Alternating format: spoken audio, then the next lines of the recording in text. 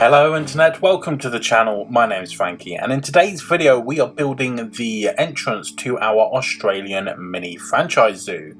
And if you have not built with any of the Australian pieces yet, or you don't have the Australian DLC, then stay tuned because I'm using a lot of those building pieces in this video, and we're going to be exploring what that pack really has to offer. That was kind of unintentional, to be honest. I just wanted to build a really cool entrance for our Australian zoo, and it just so happens that we are using predominantly Australian pieces. What we're going to be doing at the moment is just laying a basic footprint for this entrance.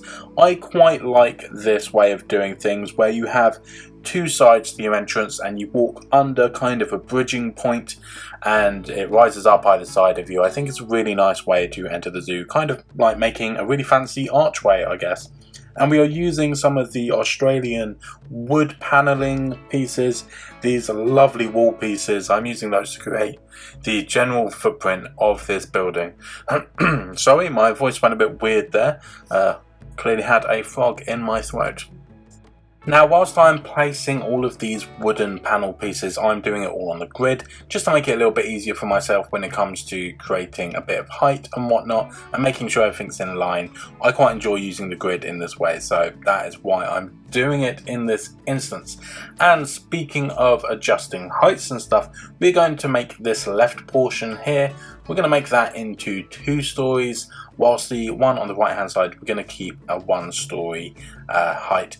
I really like adding a bit of differentiation when you're doing stuff like this. Adding different levels really keeps things looking a bit more interesting. It just makes your eye look at more details, I guess, if there's a bit more going on. Now we're going to move on to the bridge point between these 2 wooden structures, and we're going to be using the carbon fibre panels. These things are, quite frankly, lovely. They're going to add a lot of dimension to our builds, allowing for some really cool shapes and patterns. You can of course try to create your own circular shapes and then cut them in half and do your own thing to create a kind of wave that you would get with these pieces, but you're going to be missing out on the awesome pattern you get on these, and it is just generally a little bit easier to do it this way. So I'm really happy to be using these carbon fibre pieces, and we're going to select a colour palette now that I'm going into it thinking we will use this across the zoo. I'm not going to say that for definite because I might change my mind later down the line. It's just something to bear in mind that all of these Australian pieces that have the colour options, I'm going to try and make them the same just to create a kind of unified look across the zoo. And as I say, this is open for change. If I don't like it, you may see in a couple videos time that the colour has completely changed. Who knows? But for now, we're just going to get these into place and create a nice kind of wave that bridges the gap between these 2 pieces. And something that I quite like is that at the top we have this lovely pattern, but underneath there's kind of like wires and stuff holding it all together. It doesn't look too plain. It's not exactly aesthetically pleasing. It looks like, you know, building stuff. But it is interesting. It's kind of immersive. It's not just a flat piece of concrete. So that's kind of cool. Although, speaking of flat piece of concrete, in order to make this make sense, I probably am going to be putting some plaster panels underneath it for a support structure of some kind.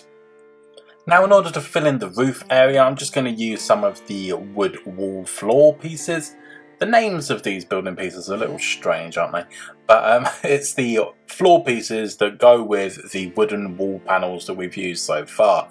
And I'm literally just going to fill in the space that we've left at the top of the buildings. However, I don't really like how flat it is. So we're going to use some more curved pieces to create kind of a lip to the edge of this building. And this does create a bit of an issue because it starts to flicker and kind of glitch between the 2 different surfaces, but it's something that I can look past. It's something that I can disguise as I go, so for now I'm not going to worry too much about that. Now, something that I decided on whilst doing this build was that a bit of theming throughout the whole zoo is going to be rock work. And we're not going to be leaning too heavily on the faux rocks for a change. Since the introduction of those with the aquatic pack, I have used them quite a lot for this kind of thing, but we're going to go back to the standard rocks that you get for each biome in the game. And here we're going to use a bunch of the red desert rocks, and I'm going to create nice little outcroppings either side of this entrance. I'm going to make sure there's a lot of variety in height and orientation of the rocks so that we can have a really natural and organic looking structure either side of this entrance. And then we'll be able to add plants and stuff to it as well, and just make it seem as if though this has been built within nature, but obviously with a bit of direction. We're also going to use a couple of the Australian themed blueprints, some of the nature scenes, because I really like how the rock work and plant work has been done with those, and I think it will just blend into what we're doing already really nicely. Now, before we move on to the next thing, I would like to ask the regular viewers of the channel, are you enjoying this slightly slowed down version of the actual video? Or would you prefer that it was all time-lapse like it normally is? Just want to hear your thoughts on this slowed down version. There's a bit more choppy-changey rather than all of it happening in a few seconds. Let me know in the comments down below what you think. At the moment, our curvy-worthy roof structure is kind of just floating. So what I'm going to do now is create a support structure, and I'm using some of the New World girder pieces, the massive steel beams, and we're literally just going to line those up with the center of the paneling at the top, and then make sure that they go all the way down to the ground. We're going to use one of the sandstone looking Indian blocks from the Indian theme, which is of course included in the base game. We're going to use those as anchor points for these metal girders so that they have something nice and strong to hook onto and make sure they're secure in the ground. We're then going to sink those into some rock work that will go down the middle of this entrance, splitting it in two, making sure that we have a little bit of traffic control, kind of allowing for an entry and exit rather than just everybody cramming through at once.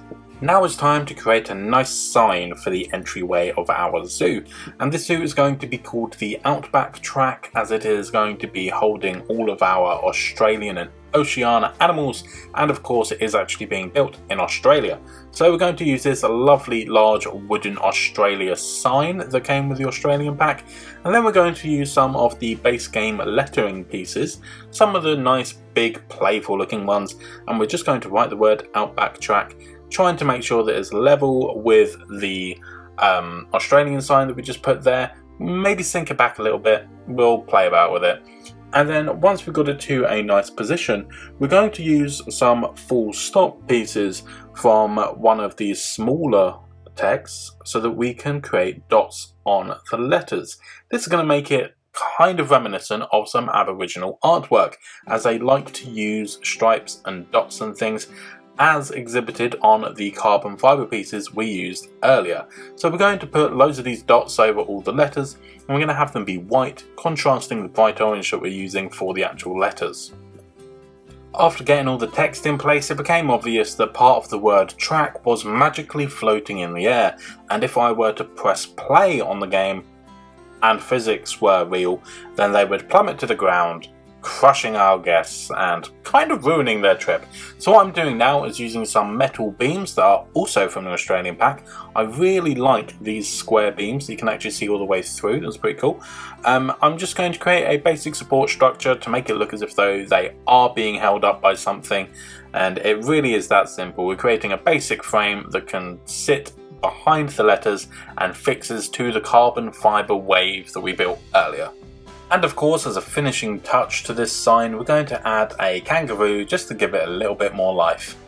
And just before we move on from the signage, I decided to duplicate all of the letters and change them to a really dark red.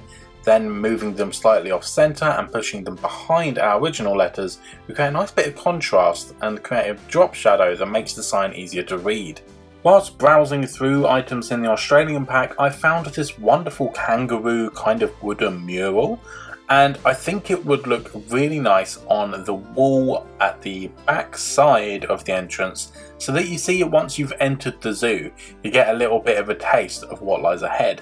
So I'm going to pop this massive wooden mural on the wall, and I think it's just going to add a lovely bit of personality to this part of the entrance, because otherwise it's a really large open space with nothing on it and it's going to look a little bit bland. So this is a really nice way to just add a simple decoration. I'm also going to add what is possibly my favourite building piece in the whole of the Australia pack, and that is this adorable little koala lamp kind of thing. Going to place that on top of some of the rocks, and that's just going to be looking at you as you walk into the zoo, and it's so cute. It was at this point that I figured the actual structure of the entrance probably wasn't going to change anymore, so it was time to move our ticket gates up to be in line with where I wanted them to be, and that is of course just before the information centre and the hats galore shop.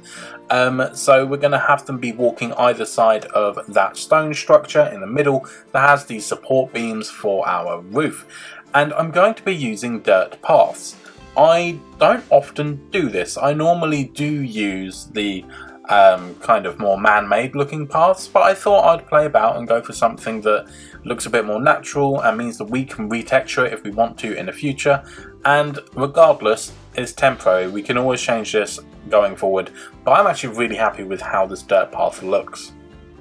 On the right hand side of this entrance, the roof is looking a little bit bare. The left hand side raises up into the air and it gives you something to look at just due to its magnificent height. Whereas on the right hand side it looks a little bit plain. So what I'm going to do is I'm going to use some of the Australian decorative patterned logs, and we're going to create perimeter around the circular centre to this roof. I'm then going to use various mulch pieces to create kind of a dirty area in here so that we can make a bit of a nature garden. Going to use a rock to sink into the middle and pop a cassowary statue on top. I did consider using the kangaroo, but it is ginormous and this roof wouldn't take it, so we're going to use a cassowary instead. And I think it works really nicely because it kind of looks as if though the cassowary is looking down on you, welcoming you to the zoo. With that bit done, this entrance is kind of finished. All we're going to do is add some decorative signage to give it a little bit more personality in the shape of some lizards and polka dots and even an arrow that points towards the zoo saying adventure ahead. And with the addition of a few plants to fill in the nooks, crannies, cracks and crevices of all of our rocks and nature scenes, this entrance was complete. So if you enjoyed this video, please make sure to give it a thumbs up and subscribe to the channel to see more videos like this appearing in your subscription feed and to see how our Australian zoo evolves going forward. Thank you for watching, and until next time, I will see you later.